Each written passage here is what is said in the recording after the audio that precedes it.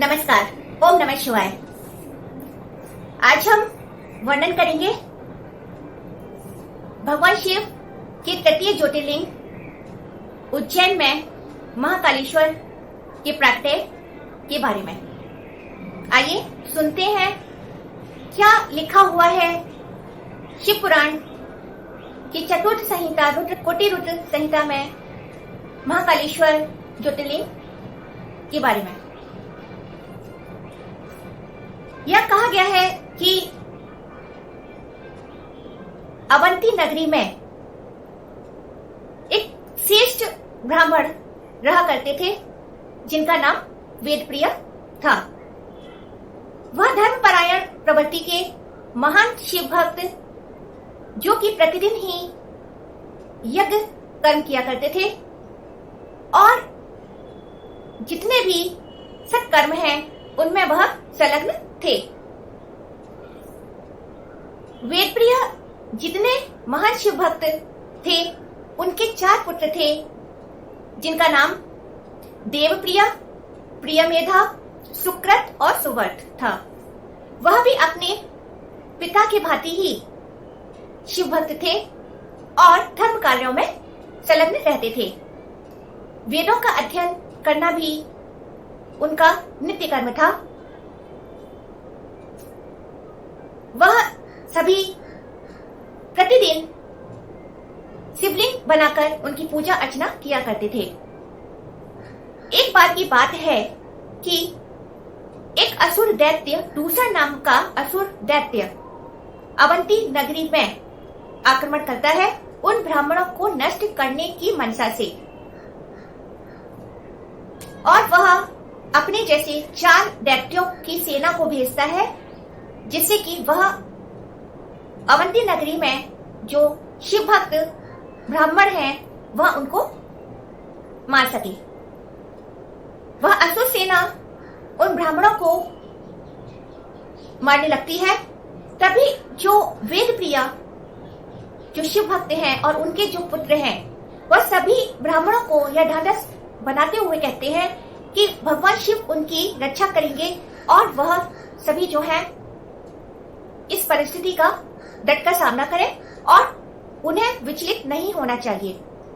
यह कहते हुए जो सभी ब्राह्मण हैं वह मिट्टी की जो निर्मित शिवलिंग है उनकी वह पूजा अर्चना करते हैं और शिव जी के ध्यान में मग्न रहते हैं।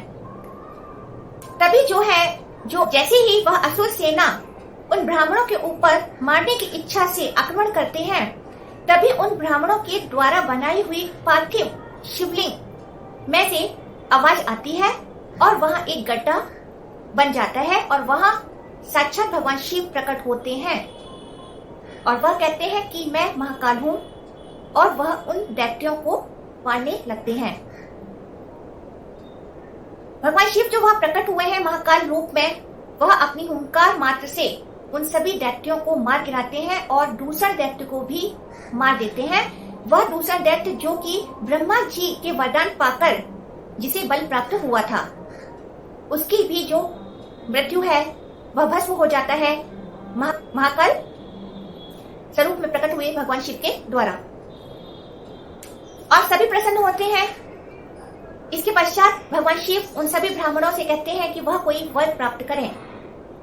तब सभी ब्राह्मण यह कहते हैं भगवान शिव से कि उन सभी को मृत्यु के पश्चात मोक्ष प्राप्त हो और भगवान शिव इस स्थान पर सदा के लिए ही यहाँ पर विद्यमान रहें। तब जो है भगवान शिव प्रसन्न होते हुए उन सभी ब्राह्मणों को मोक्ष प्राप्ति का वर देते हैं और जहाँ पर पार्थिव शिवलिंग के स्थान पर जहाँ भगवान शिव प्रकट हुए थे महाकाल अवतार के रूप में वह सदा ही रहने का वह उन्हें वरदान देते हैं। तो इस प्रकार से वह उस पार्थिव शिवलिंग जहाँ गड्ढा हुआ वहां पर भगवान शिव वहां समा जाते हैं और वहां पर महाकालेश्वर ज्योतिर्लिंग का जो है उद्गम होता है। तो इस प्रकार से आज के हमने इस महात्म्य में यह बात जानी कि किस प्रकार से जो है वेदप्रिय नामक ब्राह्मण जो महान शिव भक्त हैं उनकी पूजा अर्चना के द्वारा जो है उज्जैनी नगरी जिसे पहले अवंती नगरी कहा गया है वहां पर महाकाल का उद्गम हुआ। इसके बाद जो है एक और कथा हमें महाकाल की महात्म्य के बारे में यह कहा गया है कि उज्जैनी नगरी में राजा चंद्रसेन नाम के महान शिव भक्त राजा रहे हैं, जो कि धर्मपरायण प्रवृत्ति के हैं।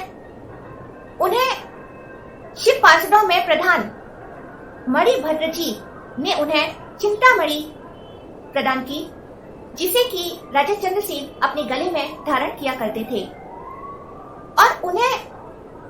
और वह जब चिंतामणि को धारण कर अपनी राज्यसभा में बैठते थे, तब उनकी जो शोभा है वह सूर्य के समान होती थी, जिससे कि जो आसपास के राज्य के जो राजा है वह सभी जो है उन राजा से क्षुब्ध रहने लगे। और उनके अंदर यह लोभ प्रकट हुआ कि क्यों ना जो राजा चंद्रसेन के जो गले में जो चिंतामणि है वह कैसे भी उसे प्राप्त करें। और इस आशय से जो बाकी के जो राजा हैं और राज्य हैं वह एकजुट होकर उज्जैनी नगरी को चारों तरफ से घेर लेते हैं आक्रमण करने के अभिप्राय से। जब राजा चंद्रसेन यह देखते हैं तब वह महाकाल मंदिर में जाकर भगवान शिव की और महाकालेश्वर जी की पूजा अर्चना करते हैं और शिव ध्यान में ही तत्पर रहते हैं। वह हर वक्त जो है भगवान शिव की आराधना करने में लगे रहते थे। तभी जो है एक ग्वालिन जो विधवा है, उनके एकमात्र पुत्र है, वह ग्वालिन अपने पुत्र के साथ में जो 5 वर्षीय है वह महाकालेश्वर मंदिर में आते हैं और वह राजा को इस प्रकार से शिव भक्ति में मग्न होते हुए देखते हैं कि किस प्रकार से जो राजा है वह जो शिव आराधना में लीन है। वह उस 5 वर्षीय बालक पर इस बात का बहुत ही प्रभाव पड़ता है। जब वह ग्वालिन अपने बालक के साथ में अपने घर आ जाती है, तब वह बालक एक पत्थर लेता है, गोल पत्थर, और वह शिवलिंग की जैसा ही उसे स्थापित करता है और उसके ऊपर जितने भी धूप दीप और पूजा अर्चना की जो सामग्री है, प्रसाद वगैरह, वह सब जो है वह उनके द्वारा उसको शिवलिंग मानकर उनकी पूजा अर्चना करने लगता है और वह शिव भक्ति में लीन हो जाता है, ध्यानमग्न हो जाता है। जो उस बालक की जो माँ है वह उस बालक को कुछ समय पश्चात जो है भोजन के लिए बुलाती हैं, लेकिन वह देखती हैं कि उनके बुलाने पर भी वह बालक नहीं आता है। तब वह उसको 2-3 बार फिर से आवाज देती है, लेकिन वह देखती है कि वह बालक कोई भी उत्तर नहीं दे रहा है। तब वह जाकर उस बच्चे को झकझोरती हैं, उठाती हैं, पर देखती हैं कि वह बालक जो है इतना लीन है शिव ध्यान में, भक्ति भाव में, कि वह जो है अपनी निद्रा से बाहर नहीं आता है, वह अपनी जो ध्यान निद्रा है उससे बाहर नहीं आता है। यह देखकर जो ग्वालिन है वह क्रोध से जो वह पार्थिव शिवलिंग जो बनाया हुआ है उस बालक का, उसे वह फेंक देती है और जो पूजा सामग्री जो चढ़ाई गई है उसे भी वह वहां से दूर फेंक देती है। जब वह बालक यह देखता है तब वह रोने लगता है और उसे बहुत ही दुख होता है और वह रोते रोते जो है वह बेहोश हो जाता है। तब जब वह बालक निद्रा से उठता है तब वह देखता है कि वहां एक सोने का जो भवन है वह निर्मित हो चुका है और वह बहुत सारे भव्य भवन वह बन चुके हैं। और जो शिवलिंग उसकी माँ ने फेंक दिया था, वह देखता है कि वह शिवलिंग भी वह वहां पर है जिस पर सोने की परत चढ़ी हुई है और जो पूजा सामग्री भी फेंकी गई थी वह पूजा सामग्री उन शिवलिंग पर अर्पित है।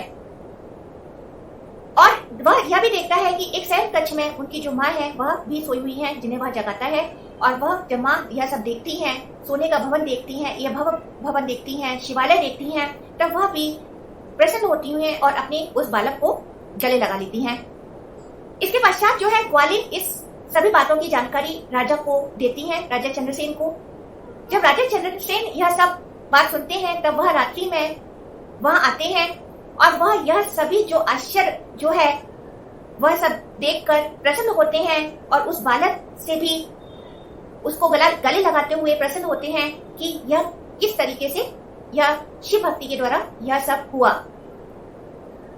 इसके पश्चात जो है राजा वहां से चले जाते हैं और यह जो गोप बालक है इनके द्वारा जो यह आश्चर्य हुआ है, यह जो सारी बातें हैं वह पूरे नगर में फैलती हैं, सभी वहां पर आते हैं और जो उज्जैनी नगर को जिन राजाओं ने घेरा हुआ था आक्रमण करने के अभिप्राय से, जब उन्हें यह बात पता चलती है कि किस प्रकार से एक गोप बालक के द्वारा वहां जो है एक आश्चर्य हुआ है और एक छोटा सा जो कुटिया है वो इतना भव्य भवन बन गया है, तब वह जो है यह सोचते हैं कि राजा चंद्रसेन महान शिव भक्त है, उनसे वह करना उनके लिए हानि होगा और अगर उन पर वह आक्रमण करते हैं तो वह कहीं ना कहीं शिव जी के विरुद्ध हो जाएंगे और उन्हें भी उनके क्रोध को सहना पड़ेगा। यह सब सोचकर जो है वह आक्रमण करने के निश्चय को छोड़ देते हैं और राजा चंद्रसेन के समक्ष नतमस्तक होकर उनसे हाथ जोड़ते हैं और उनसे मित्र भाव करते हैं और उसके बाद जो है वह उस बालक के भी दर्शन करते हैं। राजा चंद्रसेन से महाकालेश्वर जी के दर्शन के लिए निवेदन करते हैं। तब राजा चंद्रसेन उन्हें यह अनुमति देते हैं और वह सभी जो राजा हैं वह यह सभी आश्चर्य देखते हैं। उस बालक के जो विस्मय वहां पर हुआ है उस सबको देखकर वह भी आश्चर्यचकित होते हैं। तो इस प्रकार से यह महाकालेश्वर का एक बहुत महात्म्य दिया हुआ है कि किस प्रकार से जो है वहां उज्जैनी नगरी में यह चमत्कार होता है। तो यहीं पर समाप्त करते हैं और फिर जो है अगले वीडियो में हम चतुर्थ ज्योतिर्लिंग ओमकारेश्वर शिवलिंग के बारे में जानेंगे क्या लिखा हुआ है। तब तक के लिए नमस्कार। ओम नमः शिवाय।